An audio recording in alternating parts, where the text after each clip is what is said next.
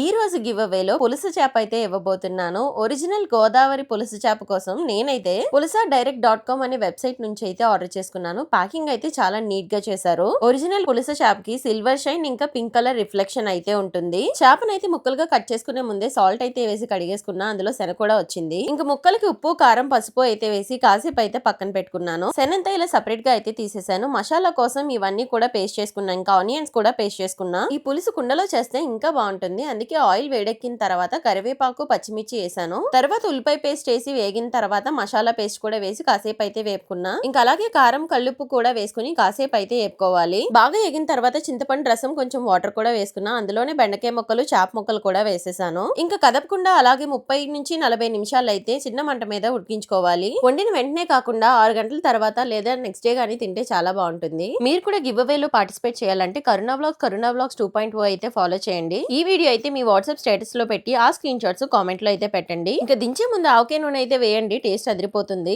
మీకు కూడా పులుసు చేప కావాలి అనుకుంటే 50+ ఇయర్స్ ఎక్స్పీరియన్స్ ఉన్న pulisadirect.com నుంచి అయితే ఆర్డర్ చేసుకోవచ్చు. వీళ్ళ దగ్గర ఫుల్ ఫిష్ అండ్ కర్రీ కూడా ఉంటుంది. సో ఇప్పుడే కాంటాక్ట్ అవ్వండి.